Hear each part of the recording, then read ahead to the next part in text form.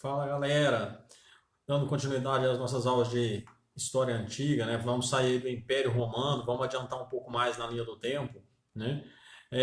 Como nós vimos anteriormente, Roma, a cidade eterna, com mais de 1 milhão de habitantes, 6 milhões na sua extensão total, né? Como nada no mundo é eterno, uma hora caiu, né? Principalmente aí com o processo de invasão dos bárbaros, né? E antes disso, o império já estava dividido entre o Império do Oriente e o Império do Ocidente. O Império do Ocidente com a capital em Roma e o Império do Oriente com a capital em Bizâncio, né? Chamado Império Bizantino. E por que ele vai ganhar esse nome, né? Na verdade, Bizâncio era uma antiga colônia grega.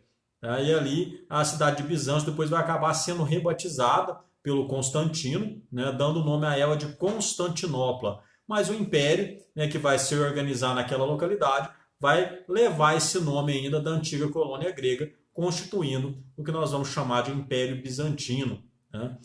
E uma das razões, pessoal, é a gente questionar por que Roma vai cair, né, em 476 e o Império Bizantino ainda vai sobressair por quase 1000 anos além da capital do Ocidente, né? Vai cair só lá em 1483, só lá no século XV, né? Então, pessoal, é isso que nós vamos ver na aula de hoje, tá? As particularidades e os desdobramentos disso na história, tá? O Império Bizantino é constituído pela cidade de Bizâncio, né, a cidade de Constantinopla, que hoje é a atual cidade de Istambul, que fica na Turquia, tá? Uma das poucas cidades do mundo que parte do seu território está na Ásia e parte do seu território está no continente europeu. Tá? É uma cidade muito bonita. Se um dia estiverem passeando pela Europa, compensa passar pela região, principalmente pelos passeios de balão, que lá são muito comuns pelas paisagens bem exuberantes da localidade. Então fica a dica aí para vocês. Pessoal, por que ela vai se constituir ainda durante um bom tempo?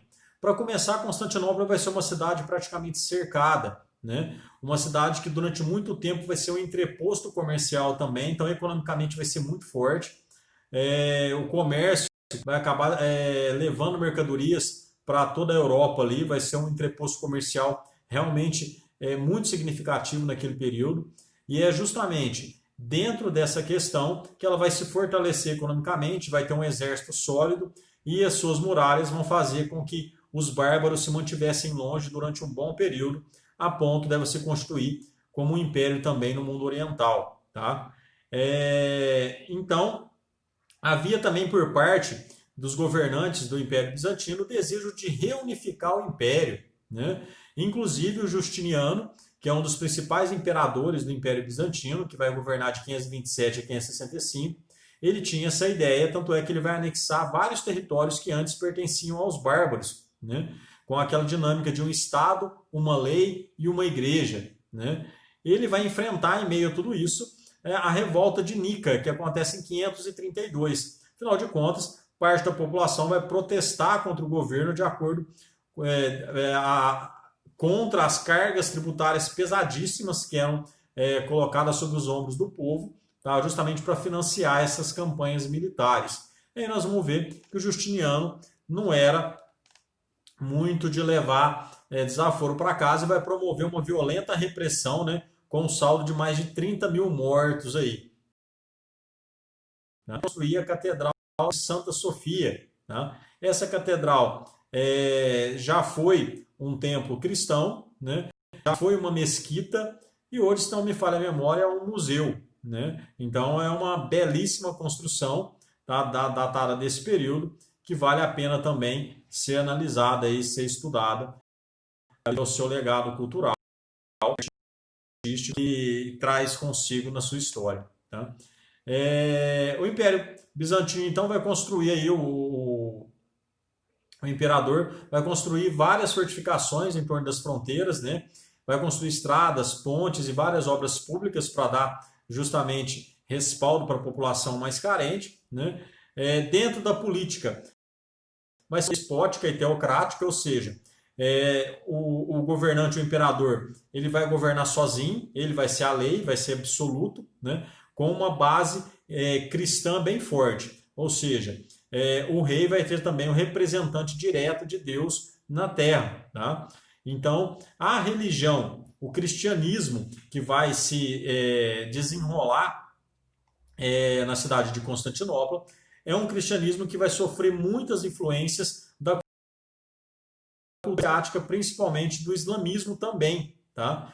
Tanto é que vários movimentos vão surgir de acordo com essas influências e vai se afastar um pouco do cristianismo, do catolicismo europeu. Tanto é que isso vai resultar lá na frente numa ruptura dentro da Igreja Católica. Né? Vai ter, inclusive, um movimento chamado de movimento monofisista, né? Que eles acreditavam que Jesus tinha uma existência unicamente divina. Inclusive, vão negar a ideia da Santíssima Trindade aí, promovida pela Igreja Católica. A ideia é que um mesmo Deus é constituído em três pessoas, né? Deus Pai, Deus Filho e Deus Espírito Santo, né? Na sua divindade, na sua plenitude, que compõe a Santíssima Trindade. Vai haver também o movimento iconoclasta, que é um movimento de grande influência, principalmente do islamismo, que vai ser um movimento de repúdio e adoração a todo e qualquer tipo de imagem.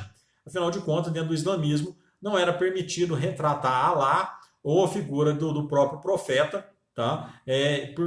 Por meio de estátua, pintura ou qualquer outra forma de representação dessas representações, né? Seja o profeta ou seja a figura do próprio Deus. Então essa influência também vai acabar migrando para a religião que vai se consolidar dentro do Império Bizantino. Né?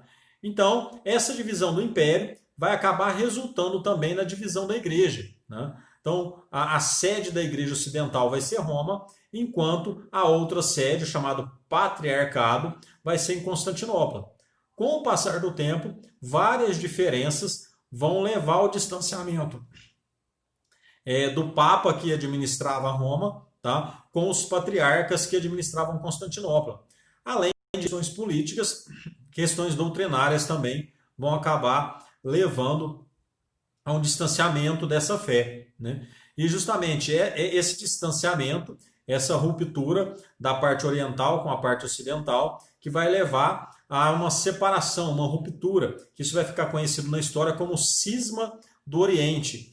A igreja sofrendo um grande abalo, né? Ou seja, ela tendo uma divisão dentro da sua instituição. Afinal de contas, a partir de 1054, a igreja do Oriente vai se passar a ser chamada de Igreja Ortodoxa, tá? Não obedecendo mais às ordens papais, ou seja, uma igreja à parte, uma igreja separada do catolicismo romano, enquanto a igreja de Roma vai ser chamada de Igreja Católica Apostólica Romana, tá? A católico que significa universal, ou seja, presente em todo mundo.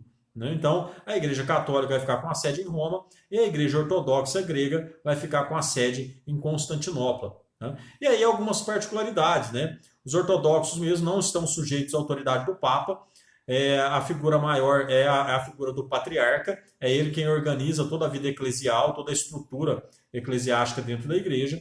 Os ritos são bem parecidos com os ritos católicos. Tá? Por exemplo, o ritual que seria a missa católica, ele tem o seu correspondente, né, dentro da liturgia ortodoxa, assim como o batizado, assim como o casamento, guarda boa parte dos sacramentos. Né? Eles não vão crer na infalibilidade do Papa, eles vão acreditar, vão pensar que o Papa é um homem como outro qualquer, enquanto os é um discípulo de Pedro e, por consequência, é um representante de Deus na Terra e o que ele fala é a vontade de Deus. Tá? Eles também não vão crer na existência do purgatório. O cristianismo prega a existência do purgatório, que seria um estágio anterior à chegada ao céu. Né? Então, todo aquele que morre vai para o purgatório, para se purgar, para se purificar. Num estágio seguinte, né, depois de passar por essa purificação, é que a pessoa vai para o céu. Então, geralmente, quem vai para o purgatório é certeza de alcançar a redenção, né, de ir para o céu. Então, há algumas particularidades dentro dessa questão. E aí vai ocasionar essa grande ruptura dentro da Igreja Católica. A Igreja que vai continuar ainda muito influente na Europa, principalmente durante a Idade Média, e nós vamos ver o desdobramento disso. Vai se tornar a principal instituição dentro da Europa, né? Ou seja, vai ter pouco do cisma, mas não vai perder a sua importância e a sua imponência. Tá? E dentro desse contexto, pessoal, não tem como nós falarmos da influência dos bárbaros. Tá? Tanto que são os bárbaros que vão ser, em parte, responsáveis pelo declínio do Império Romano. Na verdade, a derrocada já estava acontecendo, né? Os bárbaros são aqueles que vão ser a gota que vai transbordar o balde. Vão aproveitar a fragilidade das fronteiras, vão aproveitar que os exércitos mercenários já não recebiam seu soldo e pouco a pouco vão adentrando o Império Romano. Tá? Então, o bárbaro eram todos os povos que ainda não haviam sofrido o processo de romanização. O que quer dizer isso?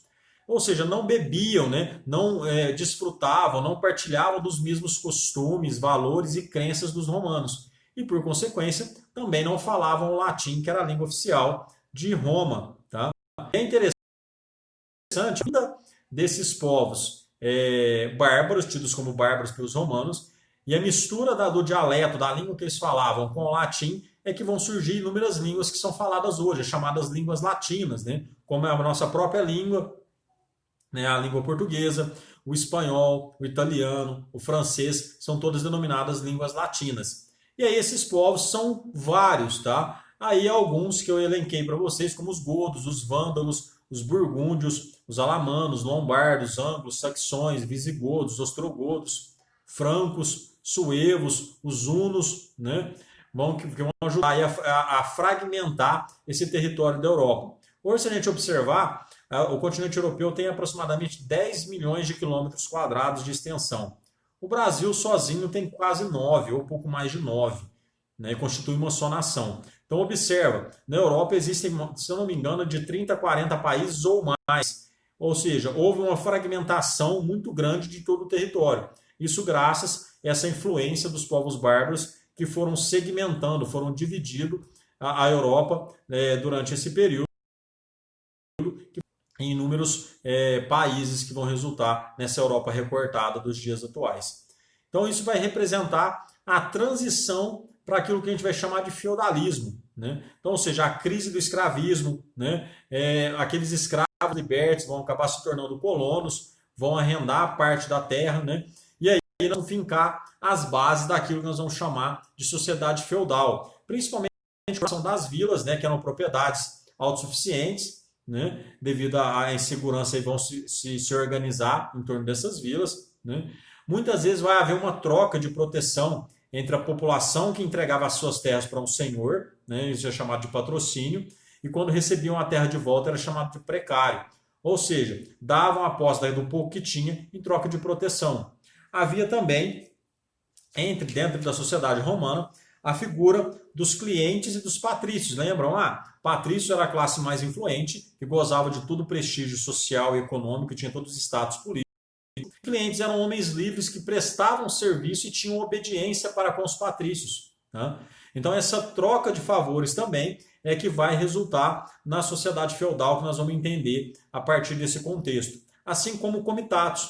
Comitatos eram uma prática comum entre os povos bárbaros, em que um rei, né, para ter a sua defesa, ele concedia várias doações de terras a quem o protegia. Então, uma troca, né, de terra em troca de proteção, assim como também na relação entre clientes e patrícios, né, o trabalho, a prestação de serviço em troca de proteção. Essas práticas vão dar origem às relações de fidelidade e de lealdade durante o feudalismo, ou seja, a relação entre o suzerano e o vassalo. Suzerano é aquele que é o dono da propriedade, né, e que concede parte dessa propriedade a um outro nobre, tá, que vai ser chamado de vassalo. Então, esse vassalo ele vai ter uma obrigatoriedade de proteger esse suzerano. Tá? Ou seja, ele vai ter um laço de honra, de lealdade, na qual ele vai jurar fidelidade a esse senhor, a esse outro nobre que concedeu a ele um pedaço de terra. E aí, pessoal, dentre todos os povos bárbaros, o que vai conseguir maior destaque, não vai ser tão efêmero, não vai ser tão passageiro, são os francos. Tá? A maioria dos reinos bárbaros não vão se sustentar devido à instabilidade política, a troca pelo poder, lutas internas e por aí vai. O reino franco vai ser exceção.